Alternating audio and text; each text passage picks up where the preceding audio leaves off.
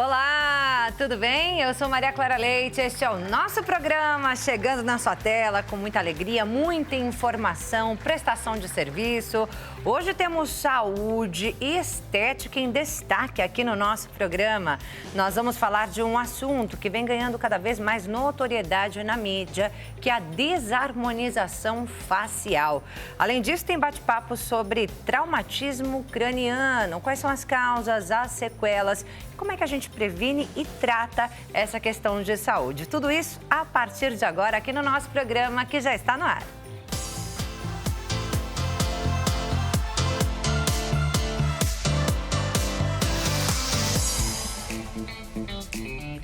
Seja muito bem-vindo ao nosso programa. Uma ótima tarde a você que nos acompanha. Muito obrigada pela sua companhia.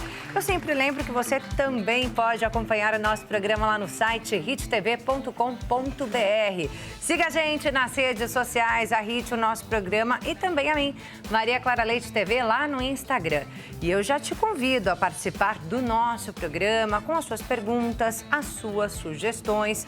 Temos esses dois bate-papos hoje aqui, traumatismo craniano e também a desarmonização facial. Tem alguma dúvida, alguma pergunta para fazer para os nossos entrevistados do dia? Já manda para a gente no nosso WhatsApp, DDD 11, número 3337-5886.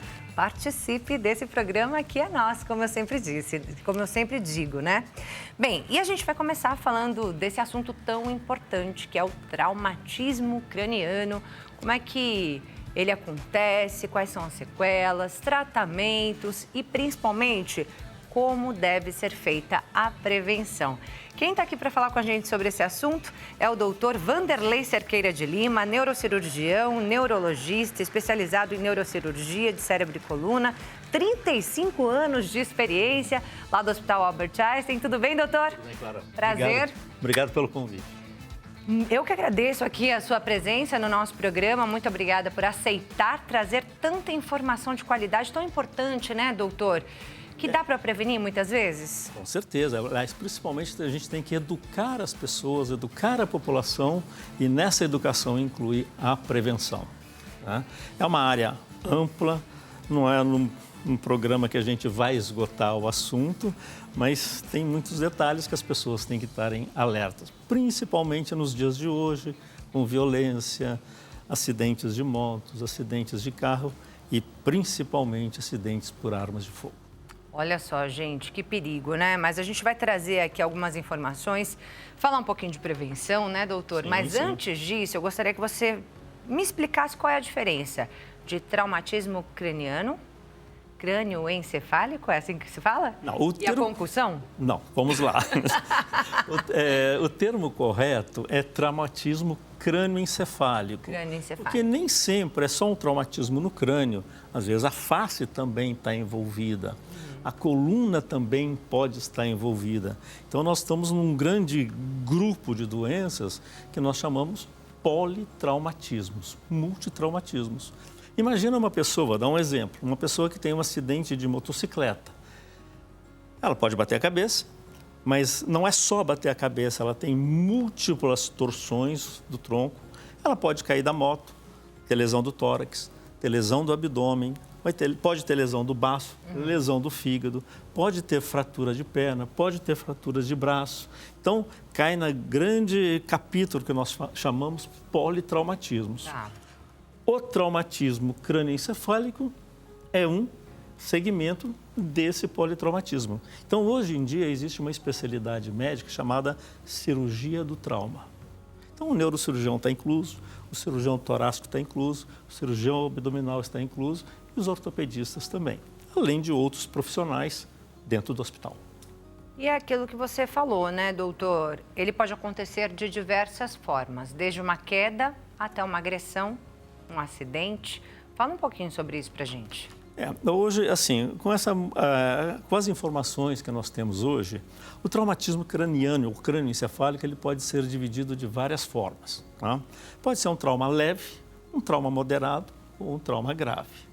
Então, hoje em dia, a gente tem as crianças que podem ter quedas da própria altura, o adolescente que está fazendo o seu esporte, andando de bicicleta, andando de skate, O adulto mais jovem, hoje em dia, com a proliferação de entregas e de motociclistas rodando pela cidade, principalmente na nossa cidade grande. Tem demais, né? É demais. Às vezes, eu moro na região da Granja Viana, aqui em São Paulo, eu vejo na Raposo Tavares pelo menos 2 ou 3 acidentes por semana. Olha. Motociclistas caídos na Raposo Tavares. E ele não pode ser mexido, não pode ser manipulado enquanto serviço de atendimento médico de urgência não chega para dar a orientação. Pode ser uma coisa simples? Pode. Mas quantos casos eu já olhei e vi lá, andando de carro do outro lado, às vezes, aquele paciente está morto. Aquela pessoa está morta. Então, isso vai contribuindo para a estatística. E os acidentes de carros hoje, acidentes de trânsito no Brasil hoje, ultrapassa muitas estatísticas de guerras em outros países do mundo. Então, nós vivemos num período de guerra, uma estatística de guerra. E outra coisa, não é só a queda, não é só os acidentes de carros, os acidentes de motocicletas e os ferimentos de armas de fogo que cada dia a imprensa noticia mais. Balas perdidas, né? Balas perdidas, balas achadas. Aonde? No crânio. Na cabeça de alguém. Entende? E aí é um caso extremamente grave. Então, todo paciente que tem um traumatismo craniano, você tem que dar um atendimento, é uma urgência neurocirúrgica. Tá? É uma urgência do especialista de trauma, mas predominantemente neurocirúrgica. E você classificar isso, leve, moderado ou grave. E sempre chamar esse serviço de apoio. E aí você ter uma linguagem, hoje em dia, no mundo todo, todos nós usamos uma linguagem que quando um paciente bate a cabeça, tem um traumatismo craniano, alguma coisa externa levou um dano cerebral, a gente usar uma linguagem uniforme. E nós usamos uma linguagem baseada numa escala, chamada Escala de Coma de Glasgow. Que eu, um enfermeiro, paramédico, o socorrista em geral, né, ele vai avaliar se o paciente está consciente, se ele responde, se ele conversa, se ele está desorientado ou se ele tem coma, ou não responde nada. Se ele mexe os braços ou não mexe, entende? Se ele responde à dor ou não responde. Então, você vai dando uma gradação, vai dando um número para cada avaliação. Vai de quanto a quanto? Que vai de 3 a 15. 3 a 15. 15 somos nós, Tá. né? Estamos bem. Então, 3 a 15. 3 a 15. Então, de 13 a 15 é um trauma relativamente leve. Tá. De 8 a 13, moderado. Abaixo de 8 é grave. 3 é morte encefálica. Olha, gente, que Tá? perigo. Então, Doutor, é você sempre falou de aqui 3 a 15. dos acidentes, falou da bala perdida, da bala achada, né? E também a gente precisa citar aqui violência, né? Acontece da pessoa ali aplicar ali com tanta força ali um chacoalhão numa pessoa, principalmente uma criança, né? Aquilo também gera um traumatismo. Sim, sim. A criança, principalmente o lactente, né? A gente vê essas agressões dentro das famílias e isso aí, às vezes, ele é subnotificado. Tá? É a síndrome da criança espancada. Então, tem lesões porque o cérebro ele está contido dentro de uma estrutura óssea e o cérebro ele se mexe e ele vai bater no osso ou aqui na frente, um golpe, ou um contragolpe ou alguma outra estrutura mais rígida. A criancinha, ela vai mexer do mesmo jeito. No adolescente também você vai bater, vai ter o golpe e o contragolpe. E às vezes você tem a lesão de um lado e a lesão contralateral. E aí você tem que se preocupar, né? Quantos adolescentes estão praticando esporte, estão andando no parque, caem de skate, caem de bicicleta e tem essas manifestações? Sim.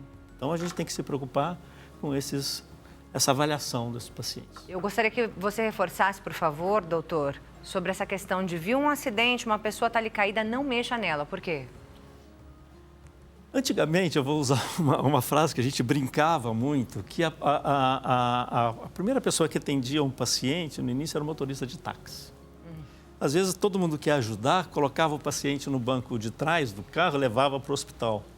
A lesão secundária é pior do que a lesão primária. Olha, gente, por quê, doutor? Porque às vezes você pode ter uma lesão na região cervical, uma lesão de coluna. E se você, dentro de um carro comum, você não vai orientar o paciente, não vai cuidar do paciente. Então, a gente usa, quando um paciente teve um acidente grave naquele momento, você tem que usar uma palavra, usar 3 palavras, 3 letras, A, B e C. Manter via aérea. O paciente tem que estar respirando bem. Tem que estar respirando. E aí tem um controle de pressão arterial, se ele não está chocado. E quem que vê isso? Pessoal paramédico. Exatamente. Tá? Serviço e atendimento médico de urgência. E hoje os serviços de urgência são excelentes no Brasil. Ele foi criado, o SAMU, foi criado na época de Napoleão. Tá? No Brasil a coisa veio evoluindo. Então são pessoas extremamente gabaritadas, extremamente treinadas. Então não é você, que é um leigo, querer ajudar. Você quer ajudar, mas você pode causar danos secundários. Então, aguarda esse pessoal chegar e eles chegam rápidos. Hoje em dia tem o telefone que todo mundo vê, né? 192. Então, chama que eles chegam. Pode demorar um pouquinho, trânsito na cidade, mas quantas vezes a gente está passando, aquela ambulância está atrás de você, dá espaço, porque alguma coisa grave está acontecendo lá na frente. Essa é a nossa parte, né? Não mexer ali na Essa é pessoa a parte que do leigo, né? Dar caminho para esse pessoal chegar, porque lá na frente pode ter um acidente, no nosso grande trânsito, dos grandes motociclistas que estão cortando as nossas vias, e aí você pode causar danos secundários. Só a partir desse momento que eles avaliam, e aí vão usar a mesma escala de Glasgow, no primeiro atendimento, lá na rua, lá na calçada, lá na estrada, mas vai ser a mesma conversa que ele vai ter com o pessoal do hospital. Então, o médico no hospital, a enfermeira do hospital, o pessoal do pronto-socorro, às vezes já está até... Hoje nós comunicamos rapidamente, então você já tem até a noção de qual a gravidade do caso daquela pessoa que vai chegar ao hospital. Doutor, qualquer queda, qualquer pancada na cabeça, precisa correr para o hospital? Nem sempre. O traumatismo... Porque só de bater a cabeça ali, a gente já fica no desespero, né? Quando a gente vê a criança batendo a cabeça, pelo amor de Deus, meu filho bateu a cabeça e agora eu vou correr para o hospital. Então, vamos lá. Quando uma criança cai da própria altura, bate a cabeça, a primeira coisa, está consciente? Está com dor de cabeça? Está vomitando? Está sonolenta? Está com tontura? Está orientada ou desorientada? Às vezes é um trauma simples, né? Um trauma mais tranquilo, que nós damos o nome de concussão cerebral. É aquela movimentação do cérebro dentro da caixa craniana, que é uma estrutura fechada. Então, aquilo ali pode ter lesões muito pequenas que não aparecem, às vezes, em nenhum exame de imagem, mas tem lesões. Então, é o que chama concussão cerebral. Então, observar o nível de consciência de pelo menos 6 horas. A criança vai ficar pálida, vai ter vômitos, vai estar desorientada, vai estar desequilibrada. Então, você tem que ter esses cuidados. E aquela história que não pode dormir depois que bate a cabeça? Mito ou verdade? Não, isso é verdade. Verdade? Não, verdade em parte. Tá? Hoje em dia, com esse atendimento de urgência, com acesso aos hospitais, chegando ao hospital, e esse hospital tendo um profissional que saiba avaliar, não precisa às vezes ser só o neurocirurgião, é o socorrista ou é aquele plantonista lá do pronto-socorro, vão fazer um exame de imagem, vão fazer uma tomografia. O raio-x hoje não ajuda muita coisa, a não ser ver a fratura. Então, o exame principal chama-se tomografia. Tá. Tem sangue, não tem sangue, tem fratura, não tem fratura, tem um hematoma dentro do cérebro importante. Então, com esse exame de imagem, é que eu vou triar. Isso é um trauma, uma concussão, isso é um trauma leve, um trauma moderado ou um trauma grave. Aí, o neurocirurgião vai ter que estar no meio. Doutor, não teve nenhum sintoma ali no momento em que teve uma queda, em que teve uma pancada na cabeça, mas existe a possibilidade desses sintomas aparecerem dias depois, por exemplo? Acontece muito com o paciente idoso. Tá. Então, vamos lá. O que acontece geralmente quando o paciente tem um trauma craniano? Eu posso ter um sangue entre o osso e uma membrana, que é chamada... para o senhor mostrar aqui desse lado. Ó. Desse lado. Então, tem lá, eu posso ter um sangramento entre o osso e uma membrana que reveste o cérebro. Nós chamamos hematoma epidural. Um exemplo é aquela pessoa que está jogando futebol, bate a cabeça na trave, está tudo bem, eu estou continuando, andando, e de repente ele vai lá e desmaia.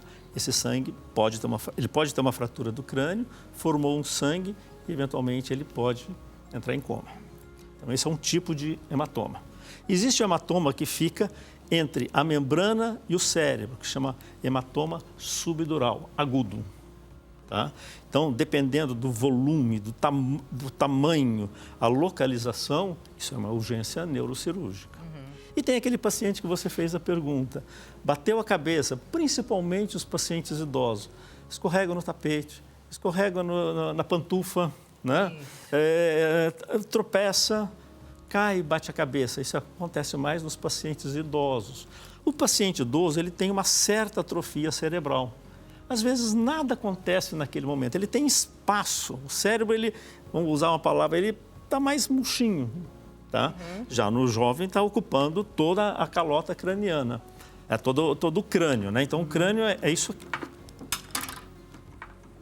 Eita, tudo bem. Tá, ele está ocupando tudo, né? No adulto jovem. Já no idoso não, ele já tem um espaço, ele tem uma que a gente chama complacência, uma reserva. Então, quando o idoso cai, bate a cabeça, às vezes não tem nenhuma importância, vai ter importância geralmente após 3 semanas ou a 3 meses. Aí ele vai ter uma coisa que nós chamamos de hematoma subdural crônico. É aquele sangue pequenininho que depois foi diluído, foi aumentando, ou teve um processo inflamatório nessas membranas, ele vai aumentando, aí lá na frente, pós 3 semanas, dor de cabeça, confusão, alguma paralisia do braço ou da perna, está confuso, está falando de uma forma diferente, vamos levar para o hospital, vamos fazer uma tomografia e mostra hematoma subdural crônico. Não mostrou nada naquele momento. Mas e aí, é tarde demais? Não, você tem que fazer o diagnóstico primeiro. Tá? E aí operar, e aí o paciente recupera bem, geralmente os idosos. Mas se por acaso esse paciente for ao hospital antes? Às vezes a tomografia é normal. Não vai mostrar? Não vai mostrar nada. Ela pode mostrar, às vezes, um pequeno sangramento, ele fica em observação, está tudo bem, mas quando tem alta, ele e a família devem ser orientados. Eu estou com uma paciente no hospital, uma paciente idosa, caiu, fraturou o fêmur, bateu a cabeça, tem um sangramento pequenininho, nós já fizemos algumas tomografias seriadas, nada aconteceu. Mas a gente orienta a família de que lá na frente, entra no período de 3 semanas a 3 meses, não é uma coisa tão fixa, mas a gente tem que ter essa observação, porque pode voltar com hematoma subdural crônico. Um exemplo a mais foi o presidente da República, que aconteceu um quadro semelhante e teve uma boa evolução. E aí, nesse caso, precisa operar, não tem jeito? Nós só precisamos operar quando o conteúdo ele é maior do que o que a gente chama de continente. Tá. Ou seja, se alguma coisa vai levar a um aumento da pressão do cérebro, porque no adulto o cérebro é uma caixa rígida, fechada. Então, se um sangue cresce, uma contusão no cérebro, contusão é um grande machucado no cérebro, aquilo aumenta, tem inchaço, tem edema, não tem como expandir. Se eu bato o cotovelo, incha o cotovelo, está para fora. Eu consigo observar. Sim. Aqui não, eu só vou observar com imagem. E se a coisa for muito grande, tem o que a gente chama do deslocamento do cérebro, compressão do cérebro, que nós damos o nome de hérnia cerebral. O que é hérnia cerebral? Partes do cérebro quer escapar por algum lugar. E aí vai levar danos neurológicos, né? E o paciente é uma urgência e precisa ser operado de imediato. Doutora, eu quero falar um pouquinho sobre tratamento, um pouquinho mais sobre tratamento, sobre reabilitação, né? Quando tem sequelas, enfim. Mas acho que é importante, antes de qualquer coisa, nós falarmos da prevenção. Você mesmo já falou aqui, né, que muitos idosos acabam caindo porque tem aquele tapete que escorrega, né? Deixa o banheiro, às vezes, muito escorregadio também. Deixa molhado, né? Exatamente. Alguém toma banho e depois o outro vai tomar banho, é mais idoso, escorrega. Que outras prevenções aí você destaca para a gente deixar aqui bem claro para o nosso telespectador? Eu dou orientação geralmente para... Tem desde o recém-nascido. Você tem um exemplo, você falou há pouco. Tem um menininho de 8. Mas lá atrás ele caiu da cama em um segundo, tudo pode acontecer. Graças a Deus não aconteceu nada, tá, doutor? Ótimo, perfeito. Mas a gente fica com essa coisa, né? Pelo amor de Deus. Orientação que nós temos hoje, o adolescente que está andando de bicicleta, andando de skate, nós temos que ter o quê? Capacete. O capacete previne o traumatismo craniano, ele vai ser um anteparo. Eu posso ter uma concussão cerebral mesmo com capacete. Então, ele vai minimizar tudo isso. Alguns esportes, principalmente alguns jogos americanos, eu tenho que proteger a face também. Porque às vezes eu posso ter fratura de mandíbula, maxila, nariz e órbita também. E ser tão grave quanto. Né? Outra coisa, então já falamos da criança, no adolescente, todo motociclista é obrigatório o uso de capacete hoje em dia, cintos de segurança, airbags no carro são as prevenções. Outro esporte é o lutador de boxe, né? O cuidado, porque senão traumatismos repetidos, ele vai ter consequências danosas lá na frente. Sim. Tipo demência lá na frente. Nós temos exemplos aqui no Brasil. Éder Joffre, Maguila, o próprio Bellini, que foi capitão da seleção lá de 1958, evoluiu devido a vários traumatismos cranianos. E o adulto, o idoso, barras em casa, tirar os tapetes, né? O idoso, ele tem uma certa alteração de equilíbrio, sempre alguém da família tomar conta, ficar de olho, dar apoio, segurar no braço, vamos andar até ali, leva para a cadeira, porque em um segundo tudo pode acontecer. Exatamente. Então, essa prevenção... Basta estar vivo, né, doutor? Vamos ver bem. Pode acontecer. Mas o que eu sempre falo, essa prevenção, você vai evitar o número de traumatismos cranianos que você me perguntou, quantos que tem no Brasil? Uma média de 130 mil a 150 mil por ano. Internações por Internações, né? Que às vezes o paciente tem que ficar na UTI, tem que ficar um tempo prolongado no hospital, tem que ter fisioterapia, tem que ter fonoaudiologia, cuidado médico. Olha o custo. Sim. O custo social disso é grande. Sim. Olha o custo para a família, olha o custo para o paciente. A maioria homens, de quantos anos? Pode variar de 20 a 40 anos, 20 a 30 40 anos de idade. E homens... normalmente, acidente. Geralmente acidentes. De carro, de moto. Automobilístico em geral, né? Automobilístico. Mas aquela grande preocupação. E aquele paciente que tem as pessoas que sofrem assaltos, tiros, balas achadas. Eu não uso esse termo balas perdidas, eu uso o termo balas achadas. É verdade. Então a gente tem que ter esse cuidado porque o custo social, o custo financeiro para o Estado é enorme. E as sequelas de quem tem um traumatismo craniano, crânioencefálico grave... claro. São várias, né? Podem ser várias. Ele é ceifado de não voltar ao trabalho. Ele é ceifado de não ter uma atividade no dia a dia, atividade física, atividade laboriosa, ou seja, não vai conseguir trabalhar direito, vai ficar dependendo de fisioterapia, de reabilitação neuropsicológica. Eterna? Para sempre? Depende da gravidade do trauma. Tá. Né? Trauma leve, volta logo à vida normal. O trauma moderado, cuidou direitinho, tratou direito, operou com rapidez. Reabilita 100%? Geralmente o paciente recupera bem. Olha que bom. Porque eu uso uma palavra, não sou eu que uso, mas todos nós usamos. Tempo é cérebro. Se você faz o diagnóstico rapidamente e trata rapidamente, aquela pessoa vai voltar de uma forma mais rápida à sua vida cotidiana.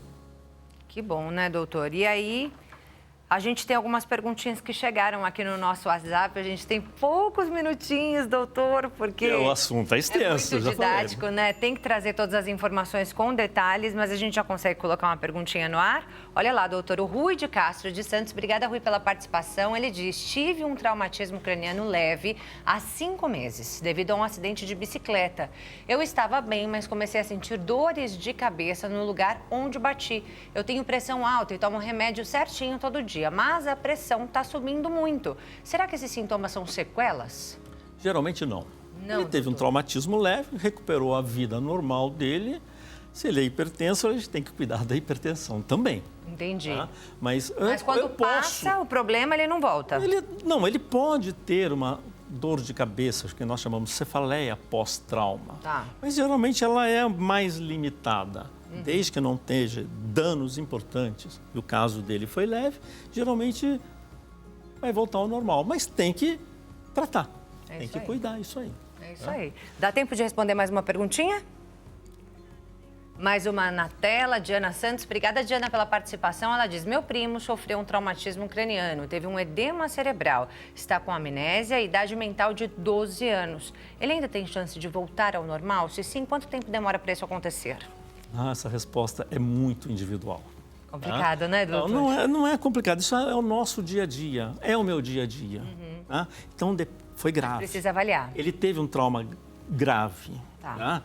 Se ele teve uma amnésia, que não lembrou do trauma, não lembrou lá atrás. E às vezes não vai lembrar nada daqui para frente. Então, isso aí é reabilitação. E nós sabemos que no cérebro, hoje em dia, não é que aquelas células foram lesadas e nunca mais voltam. Existe uma coisa chamada neuroplasticidade. O tempo todo, mesmo o idoso, nós estamos formando os neurônios. Tá? Aí, claro que depende da idade, da gravidade, do local, é superficial, é profundo. O edema cerebral foi difuso, foi operado rapidamente, teve que tirar uma parte do crânio para dar espaço. Então, o edema cerebral é uma coisa que leva a um prognóstico muito ruim para o paciente. É isso. Tá? Mas a gente também não pode perder a esperança, né, doutor? Não. E a reabilitação está aí para ajudar, pelo menos, a melhorar a qualidade de vida da pessoa. Sim, psicólogo, fonoaudiólogo, o pessoal que dá suporte para nutrição, o pessoal que dá suporte para fisioterapia, a família que deu cuidado para o paciente. Apoio super importante, né? O suporte psicológico. Quantos pacientes com traumas graves a família abandona? Só não abandona, a mãe nunca abandona os filhos. Eu já vi vários filhos abandonando os pais. A esposa abandonando a esposa. E vice-versa. Mas mãe é mãe. Mas a mãe nunca abandona os filhos. Gente, eu vou deixar aqui os contatos do Dr. Vanderlei Cerqueira de Lima, neurocirurgião, neurologista. Olha só, o Instagram dele é o @Dr. Vanderlei com W e Y no final, Cerqueira de Lima. Dr. Vanderlei Cerqueira de Lima. E tem os WhatsApp, são 2 números, DDD 11, número 995672313 e o 996162313, como está aparecendo aí na sua tela, doutor. Amei, muito obrigada, foi uma grande aula que nós não falei nada. Aqui. Eu só quero... Eu vou deixar um minutinho para você deixar seu recado, tá bom? Posso me despedir, claro, que eu vou ali dar o meu recadinho? Obrigada, tudo viu? Bom pra vocês. Até uma próxima oportunidade. Fica esse espaço para você dar o seu recado final. Estou à disposição, porque eu falei só sobre trauma craniano, ainda existe o trauma de coluna. O trauma de coluna, às vezes, está associado também ao traumatismo craniano, tá? Então, faz parte do grande grupo de politraumatismo. E eu quero falar uma coisa para vocês que é muito importante, essa história do capacete. Nós estamos, é uma pequena historinha, nós estamos numa época de Oscar e eu estava falando para a Clara, teve um filme chamado Lawrence da Arábia, que é um filme antigo, lá em 1962 ele ganhou o Oscar. E esse personagem, que é uma história verídica, Lawrence da Arábia, ele foi responsável por fazer aquela divisão do Oriente Médio. E ele gostava de alta velocidade. Um belo dia, depois que ele já se retirou, voltou para a Inglaterra, ele era um inglês, ele teve acidente de moto e teve óbito. Na época não usava capacete. Só a partir da morte verídica, tá, de uma história real, do Lawrence, que foi usado o capacete, foi instituído o capacete. E com o tempo ele foi tornando-se obrigatório em cada país. Obrigada novamente, doutor. Até a próxima. Nós vamos agora a um breve intervalo e já voltamos falando sobre desarmonização facial. Continue com a gente.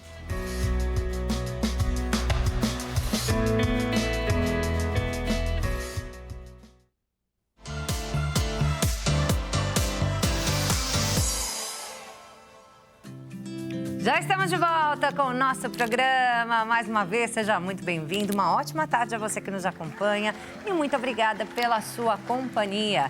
A gente já teve um bate-papo muito importante aqui sobre traumatismo craniano, toda a prevenção que é necessária, né? Que é possível evitar, sim. Só que quando acontece também tem aí os tratamentos, né? O que deve ser feito. O Dr. Vanderlei Lima explicou tudo pra gente direitinho. Se você perdeu, você pode rever o nosso programa lá no YouTube. Hit TV Oficial é o nosso YouTube. Você entra lá, acessa a playlist do nosso programa e você consegue rever todas as nossas edições, tá? A partir de agora, nós vamos falar sobre um assunto que vem ganhando cada vez mais destaque, que é a desarmonização facial. Sabe o que é isso? Bem, a doutora está aqui para explicar para a gente. É a doutora Thalita Pompermayer, dermatologista. Muito obrigada pela sua presença, prazer te conhecer. Clara, uma grande alegria estar aqui com você. Alegria toda nossa, doutora. Essa desarmonização facial, né, a reversão da harmonização, ela vem ganhando cada vez mais destaque. Eu acredito que devido aos excessos, né, doutora? Clara, todo exagero nos leva de volta ao ponto de partida. Então, por vários fatores, ou por questão de opção do paciente, ou pelo olhar do profissional que realizou o procedimento, chega a um ponto onde as pessoas passam a não se reconhecer mais. Então, nós vemos grandes celebridades que estão revertendo a aplicação dos ácidos hialurônicos, toxinas botulínicas, justamente porque estão em busca constante por algo e não chegam a lugar nenhum. E pessoas que querem imitar essas faces das celebridades também acabam cometendo excessos por tentar ficar parecidos e com o passar do tempo, os excessos dos produtos vão gerando deformidades e as pessoas chegam num ponto onde elas têm essa consciência ou um profissional que ela foi orientou sobre esses excessos e acontece o momento da reversão, que é a tal da desarmonização. Então, hoje existe alguns produtos que conseguimos reverter, mas existe alguns produtos que não é possível reversão. Olha só, eu até fiquei nessa dúvida, né? Porque, por exemplo, a toxina botulínica, a gente coloca, depois de um tempo tem que colocar de novo, porque o efeito sai, mas ela continua ali, o produto continua ali? A toxina... Ou mesmo o ácido hialurônico, né? Ele também, depois de um ano, normalmente, não tem mais nada, tem que refazer o procedimento. Ele não sai? Fica alguma coisinha ali por dentro? São dois produtos diferentes. A toxina botulínica, ela tem durabilidade média de 4 meses na bula da medicação. E existem fatores que aceleram a degradação, como algumas tecnologias, algumas massagens manuais. Quando o paciente apresenta alguma aptose ou alguma complicação da migração da toxina para o músculo, onde a gente não gostaria que essa toxina agisse, gera uma aptose. Então, tem uns colírios que a gente utiliza para reverter esses quadros e degradar mais rápido a ação dessa substância. Já o ácido hialurônico é um gel que tem uma média de durabilidade de 6 meses até 2 anos e alguns pacientes têm uma durabilidade até maior. Já aconteceu de pacientes chegarem no meu consultório, um exemplo, que tinham feito um preenchimento labial e falaram para mim, já faz mais de 2 anos que eu fiz esse preenchimento. A gente investiga se realmente o produto que foi colocado é o ácido hialurônico, ou por contato com o profissional que injetou, ou pelo paciente já ter essa informação. E a gente acaba revertendo com a hialuronidase, que é uma substância que ela degrada o ácido hialurônico e acaba conseguindo voltar o lábio na sua originalidade, assim como em outras áreas faciais, onde o ácido hialurônico ele é aplicado, também é possível reverter. Já se for uma substância como o polimetilmetacrilato, que é uma substância que não é possível reversão com hialuronidase, assim, apenas com procedimento cirúrgico, pode haver algumas complicações, como acometimento de nervos, na hora que você... Esse é o PMMA, né? PMMA, quando ele é injetado nas estruturas faciais, ele acaba migrando para áreas onde nós não desejamos. E algumas vezes ele envolve um nervo, envolve uma musculatura e na hora dessa remoção que tem que ser cirúrgica, acontece grandes assimetrias. Eu já tive paciente que me procurou no consultório com grandes assimetrias por remoção dessa substância. Já o ácido hialurônico, através da hialuronidase, que é um líquidozinho que a gente aplica com uma agulhinha no local onde o ácido hialurônico está, a gente consegue entender que, através de alguns exames, como ultrassom, a gente consegue mapear onde essas substâncias estão e somos muito assertivos na hora da remoção. E alguns pacientes, essa substância ela é até palpável, então o que facilita muito a remoção com a substância direto ao ponto. A Graciane Barbosa está na mídia, né? E ela é uma dessas celebridades que reverteu, né? Exato. Que fez a desarmonização facial. Mas muita gente tem comentado sobre um ponto que fica bem aqui no meio do rosto. O que seria? Eu não posso afirmar, porque não fui eu a profissional que atendi, mas existem algumas informações da mídia que ela passou um fio de sustentação e aquele fio apresentou uma retração tecidual. Não estou afirmando, só estou comentando o que foi divulgado na mídia. Mas a remoção dos procedimentos geralmente não causam complicações grandes. Se for um procedimento reversível, como o ácido hialurônico, a substância ela age no local. Nos primeiros dias acontece o esvaziamento do tecido, então pacientes que utilizam ácido hialurônico para tratar uma flacidez erroneamente, porque não é a melhor substância para tratar a flacidez, e acabam excedendo a dose porque querem um rosto esticado e acabam utilizando grandes doses de produtos, como a gente já viu na mídia, pacientes utilizando 52 seringas de ácido hialurônico para fazer a tal da harmonização facial, acontecendo uma transformação. Isso gerou um marketing muito negativo para essa pessoa e para o profissional. Então, não se preocuparam com a adaptação social dessa pessoa. É o que eu cuido muito com os meus pacientes. Eu tenho grandes artistas que eu atendo, grandes empresários, que eu não posso ferir essa adaptação social deles, gerar algum desconforto ou um marketing negativo. Então, a gente vê que os excessos são prejudiciais, tanto para o paciente quanto para o profissional que realiza. O ideal seria ir aplicando aos poucos? Aplica um pouquinho, vê a mudança, porque às vezes a pessoa fala assim, poxa, mas eu apliquei, não mudou nada. Acontece isso e aí por isso acaba exagerando na dose ali logo de primeira? Clara, o ideal é fazer um estudo, um mapeamento da face do nosso paciente e entender o que ele deseja comunicar. Então, não podemos injetar por injetar. Eu falo que, infelizmente, muitas vezes é cego guiando cego. O paciente quer chegar num objetivo, o profissional não consegue definir exatamente aquele processo para alcançar aquele objetivo do paciente e acaba injetando desordenadamente produtos em várias áreas faciais, com o objetivo muitas vezes de rejuvenescer, esticar o tecido, corrigir depressões profundas e acaba gerando deformidades. Mas, quando nós conseguimos mapear o rosto do nosso paciente, mapear o momento de vida que ele está, o que ele deseja comunicar, quem ele deseja acessar, qual é o objetivo dele por trás daquele procedimento, nós não conseguimos cometer exageros. Nós somos muito mais assertivos no tratamento. Então, essa metodologia, a comunicação facial que eu desenvolvi ao longo de 20 anos trabalhando nessa área, para que a gente não tenha problemas como esses que estão acontecendo na mídia. Então, a harmonização facial hoje gera medo nas pessoas. Os nossos pacientes chegam falando, eu não quero fazer harmonização facial, porque eu vi uma amiga, vi uma vizinha, viu alguém na mídia que está totalmente deformado e eles acham que vão ficar assim também. Então, a gente consegue estudar as estruturas faciais que foram se dissipando ao longo do tempo. Então, a gente entende que depois dos 30 anos a gente para de produzir colágeno. Esse colágeno precisa ser reposto ou com tecnologia, ou com ultrassom, ou laser, ou os bioestimuladores de colágeno e biorregeneradores.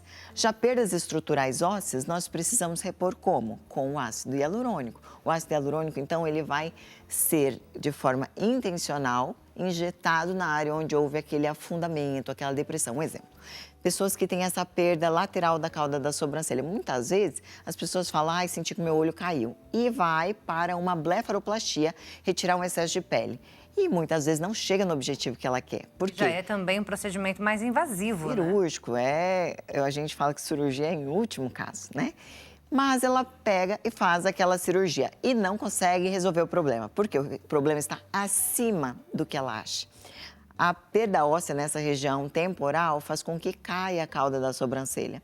repercutindo numa queda do olhar, num olhar mais cansado. Assim como há um remodelamento ósseo em todas as estruturas ao redor, acaba apresentando uma olheira profunda. Então, tem gente que tem olheira de causa genética, desde criança, ou tem outros que adquirem ao longo das perdas estruturais, ao longo da vida.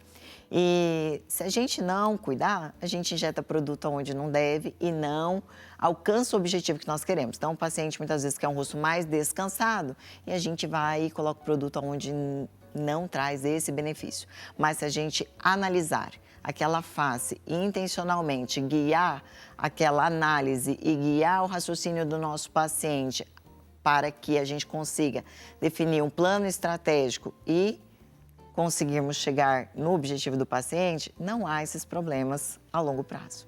É isso aí, falou e disse, né, doutora? A doutora Thalita vai ficar aqui com a gente até o final do nosso programa, falando sobre desarmonização facial, mas também falando dos procedimentos que são cabíveis, né, para uma mudança natural, para realmente realçar a beleza natural da gente, né, doutora? Se você tiver alguma pergunta sobre esse assunto, você já pode enviar para a gente no nosso WhatsApp DDD 11, número 33375886, o número que está aparecendo aí na sua tela. Participe do nosso programa, fica esse convite para você já mandar a sua mensagem agora durante o intervalo. Nós vamos a um breve intervalo e já voltamos com muito mais aqui no nosso programa. Continue com a gente.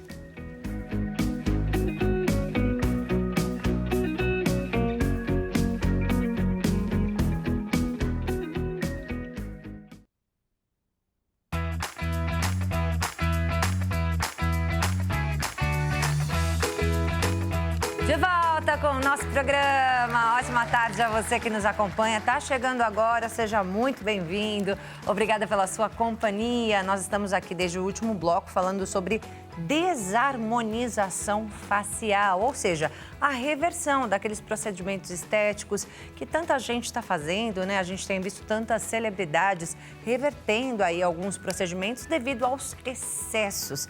Esse é o grande problema, é o que diz a doutora Thalita Pompermayer, que está aqui com a gente, dermatologista especialista nesse assunto, né? Mais uma vez, seja bem-vinda. Muito obrigada, Clara. Estou amando o nosso bate-papo, esclarecendo suas dúvidas.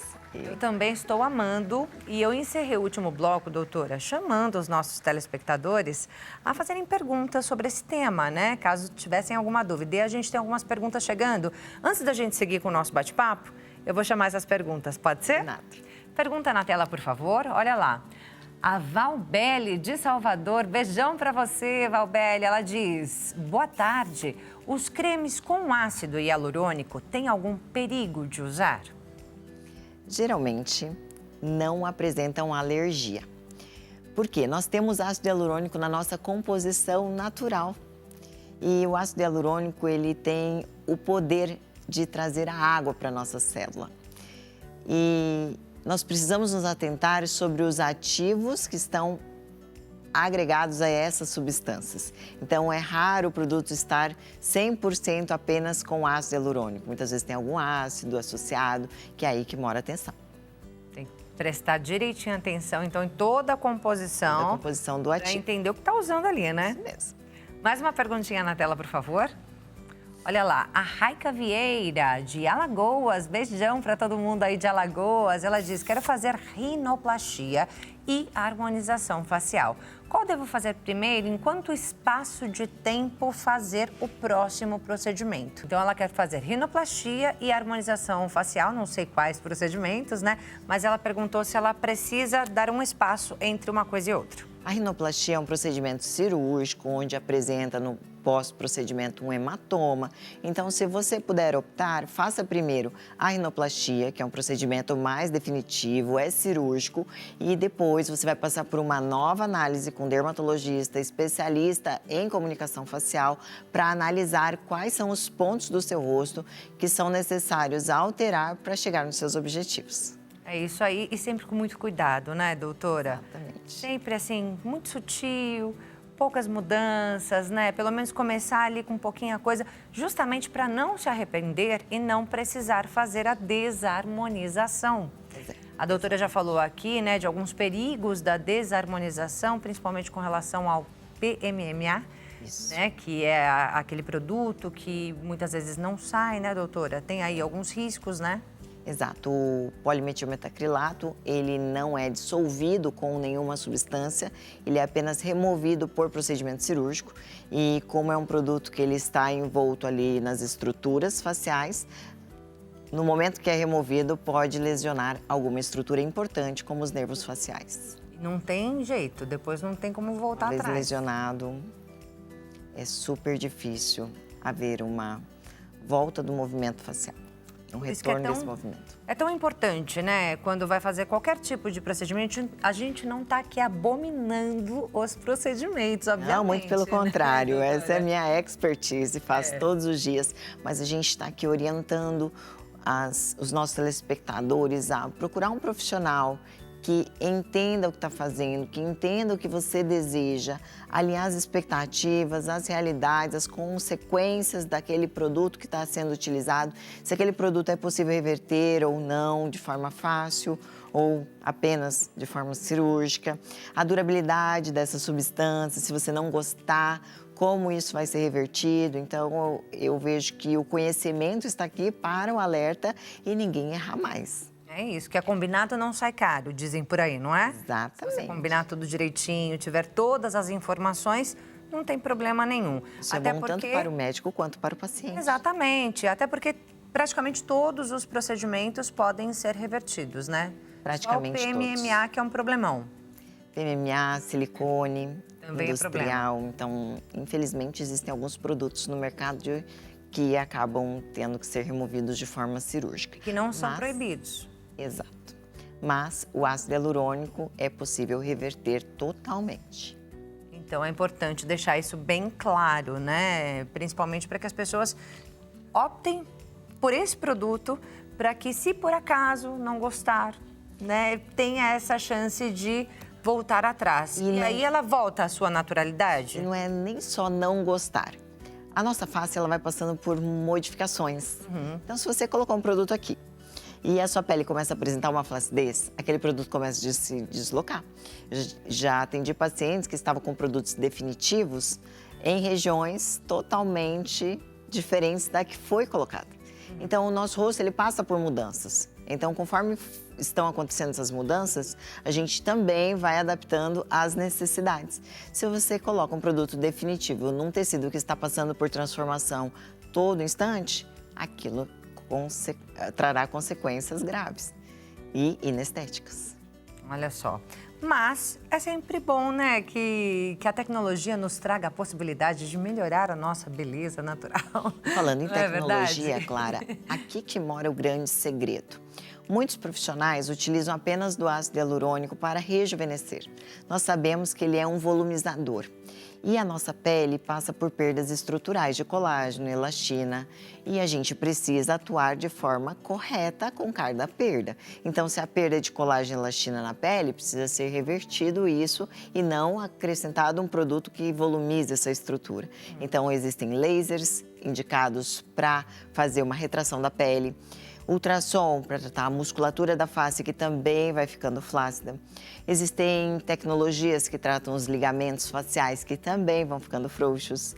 Não somente as perdas estruturais e necessidades de volume que a gente precisa se atentar, mas sim a flacidez, as perdas de toda essa estrutura facial que ela é em blocos, né? Então, tem osso, que a gente precisa olhar, tem o músculo, tem os ligamentos, tem a gordura, tem a pele. Então, tudo isso precisa ser estudado.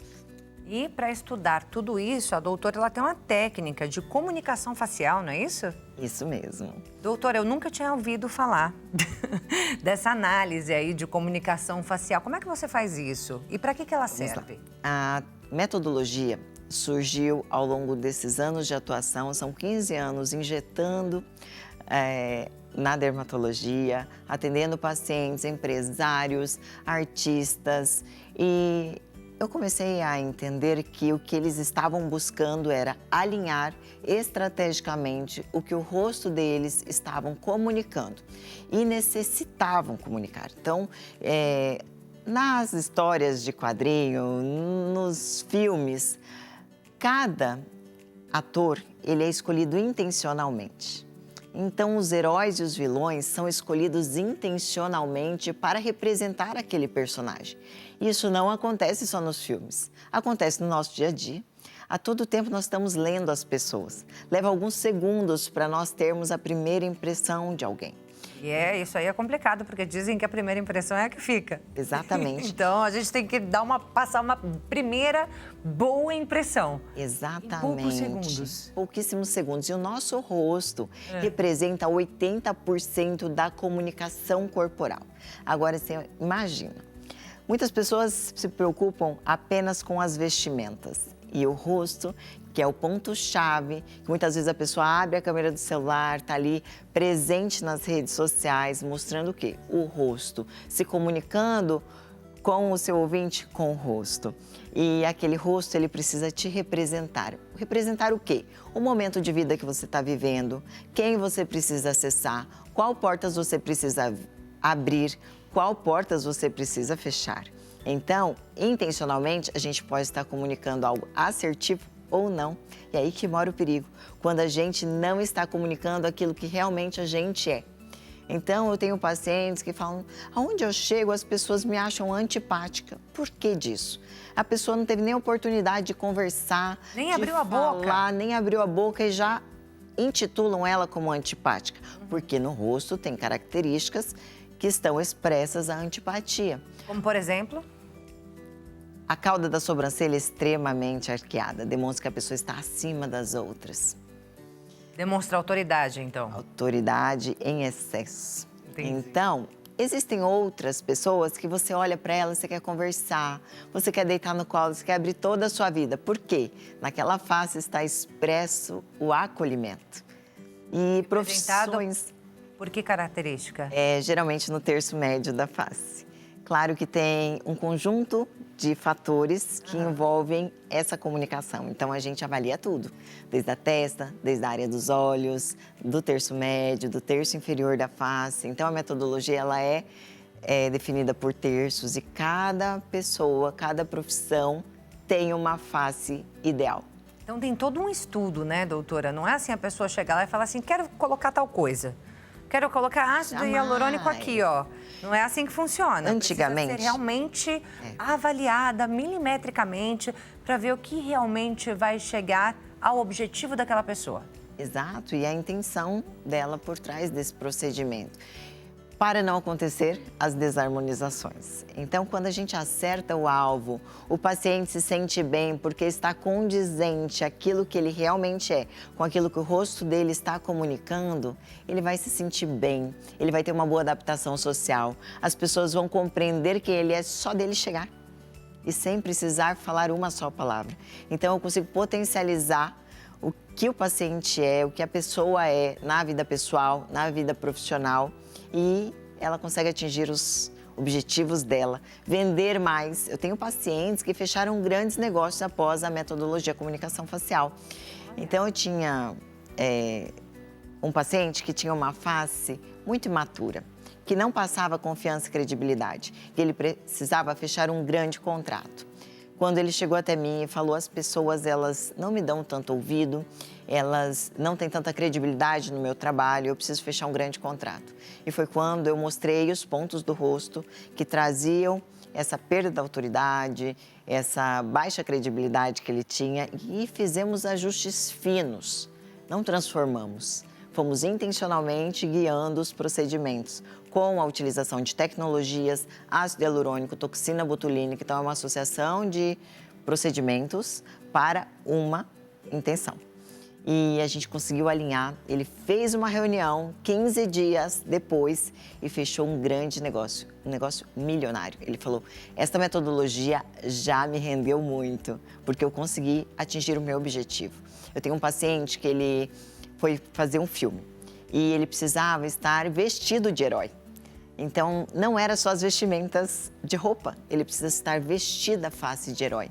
Foi quando a gente fez essa transformação, diferente de alinhamento. Então, na metodologia, a gente consegue intencionalmente guiar pontos pequenos e até pontos toda a face tratada. Lembrando que terá de refazer de tempos em tempos. Exatamente. Então, esse caso é uma exceção à regra. A gente teve que transformar aquele rosto de menino para um rosto de herói, porque é a profissão trabalho. dele. Especificamente, uma atuação. E ele conseguiu ganhar como ator principal daquele filme. Isso é Só. sensacional, mas não é o nosso dia a dia. O nosso dia a dia é aquele profissional que acabou de se formar, já tem todo um conhecimento e quer adentrar no mercado de trabalho, mas o rosto não traz toda essa confiança, credibilidade que ele precisa. Então, intencionalmente, a gente vai guiar. Um cuidador de idoso, uma babá, precisa ter um rosto condizente com aquela profissão. Angelical. Exato. Então, isso gera muitos resultados positivos para os nossos pacientes. Eu imagino, deve ser muito bacana mesmo ir fazendo esses procedimentos de forma sutil, sempre procurando bons profissionais, né, doutora? Que é a recomendação principal. Tem tudo para dar certo. Com certeza. Tem mais perguntinha do WhatsApp para a gente colocar na tela? Olha lá, a Carla de Jesus, da Bahia. Obrigada, Carla, pela participação. Ela diz, fiz uma harmonização facial há uma semana e agora percebi que meu malar está mais vermelho. Sinto um leve incômodo e inchaço. Isso é normal? Primeira coisa, tudo que você não acha normal, ligue urgentemente para o profissional que realizou o procedimento. Sim. Essas queixas dela não parecem ser nada anormal, mas eu preciso que você vá até o profissional que fez esse procedimento para ele te avaliar pessoalmente. Qualquer alteração de cor, de sensibilidade, dor, são sinais de alerta. Então, não é comum ter esses sintomas. Mas um leve inchaço é normal? Claro. O ácido hialurônico, ele retém água, ele é hidrofílico. Então, nos primeiros dias, é comum o paciente ficar com o rosto mais inchado. É levemente dolorido a palpação. Mas se antenar, dor não é um sinal normal. Mas se é uma dor apenas a palpação, que você viu que colocou um produtinho ali, machucou um pouquinho o tecido, é comum. Mas a alteração de cor não é comum. Esse vermelhidão é um sinal que pode ser de alerta. Pode ser um processo infeccioso ou apenas um processo inflamatório. Não sei se ela fez algum outro procedimento associado, então minha recomendação, vá no profissional que realizou para ele te examinar. Não deixa não, né? Que pode piorar. Jamais, jamais. Qualquer sinal ou sintoma que você não acha normal ou que está diferente de antes de fazer o procedimento, Procure é o um sinal de alerta, especialista. com certeza. Temos um minutinho, doutora. Dá tempo de responder mais uma perguntinha que chegou pra gente no WhatsApp. Eu agradeço a todos pela participação. A Isis Rodrigues, do Espírito Santo. Obrigada, Isis, pela sua participação. Ela diz uma dúvida. A pessoa, depois de fazer a harmonização facial com ácido hialurônico, pode fazer lifting ou mini lifting? Pode sim. O lifting ou mini lifting é uma cirurgia facial onde remove o excesso de pele. Talvez vai acelerar a degradação do ácido hialurônico. E alguns profissionais optam em remover o ácido hialurônico antes do procedimento cirúrgico com a hialuronidase. Após 4, 5 dias dessa remoção, o profissional já faz a cirurgia.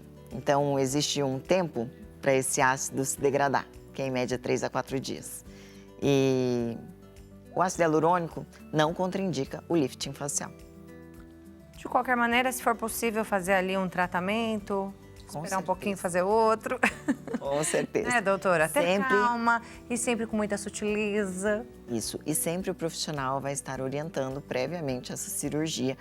Ele precisa investigar quais produtos você já utilizou, o que tem, para ele não ter nenhuma surpresa quando abrir essa face. É isso aí. Gente, doutora Thalita Pompermayer, dermatologista, arrasou com as dicas aqui no nosso programa, trazendo aí todas as informações sobre a harmonização e desarmonização facial, procedimentos estéticos que realçam a nossa beleza, né, doutora? Sempre com muito cuidado, né? Amei as informações que você trouxe pra gente. Vou deixar os contatos dela, @Thalita Pompermayer, como você tá vendo aí, lá no Instagram. Tem o outro, @Instituto Pompermayer, que é da clínica, certo? E tem o WhatsApp também, DDD 11, número 91707 8295, 91707 8295.